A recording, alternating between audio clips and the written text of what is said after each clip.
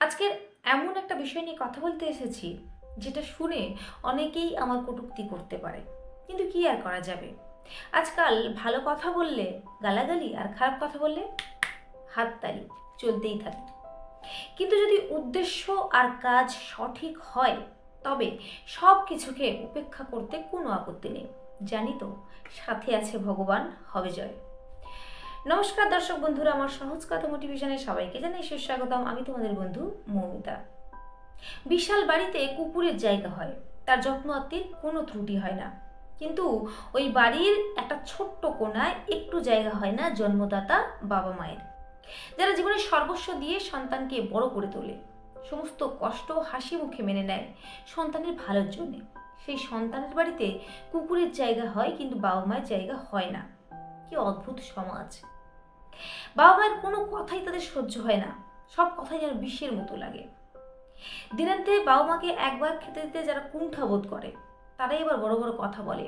তারা বলে যে জীবনের যতটুকু সামর্থ্য তাই দিয়ে সমস্ত প্রাণীর সেবা করে যেতে চাই। হয়তো দেখা যায় যে তার বাবা মা অনাহারে কষ্টে দিন কাটাচ্ছে। কুকুরের জন্মদিন পালন হয় খুব ধুমধাম করে, মহা সমারোহে। তার জন্য বাড়িতে আসে দামি কেক, আর বাবা মা এক কাপ চা খেতে চাইলে তাকে অনেক কথা শোনানো হয়। কুকুরকে সোনা বলে সোহাগ করা হয়, কিন্তু আসলে সোনা হয়তো গোপনে চোখের জলে বুক ভাসাচ্ছে, সেদিকে কারোর নজর নেই। বাবা মা একটা কথা বললে যেটা বোঝো না সেটা নিয়ে কথা বলো না বলে থামিয়ে দেওয়া হয়। আর কুকুরের মুখে মুখ দিয়ে কত সোহাগ, কত ভালোবাসা। ওই কুকুরগুলো যদি কথা বলতে পারতো না, তাহলে কুকুর মালিকগুলো বুঝতো যে মানুষ সম্পর্কে কি ধারণা কুকুরের, আর তখন হয়তো এত সোহাগ, এত ভালোবাসা থাকতো না। আমার এই কথাগুলো শুনে কিছু কুকুর মালিক আমাকে প্রশ্ন মানে বিদ্ধ করবে বলে মুখিয়ে আছে। হয়তো বা আমাকে নিয়ে চলতে পারে অনেক জল্পনা, কিন্তু কি আর করা যাবে। আমার যেটা ঠিক বলে মনে হয়েছে আমি সেটা বলেছি, কিন্তু আমি কখনোই এটা বলার দুঃসাহস দেখাবো না যে সমস্ত কুকুর মালিক এমন হয় বা সবাই এমনটা করে। অনেক মানুষ আছে যারা সত্যি খুবই ভালো মানুষ এবং বড় মনের মানুষ।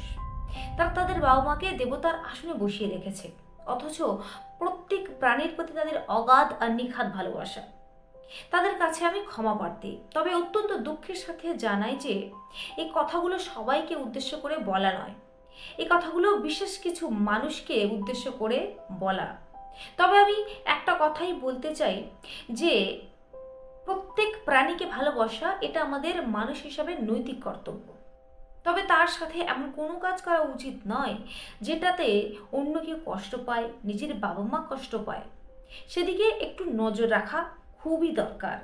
আর আমার কথায় যদি কোথাও কোনো ভুল হয়ে থাকে তাহলে নিজের ভেবে আমাকে ক্ষমা করে দিও সবাই।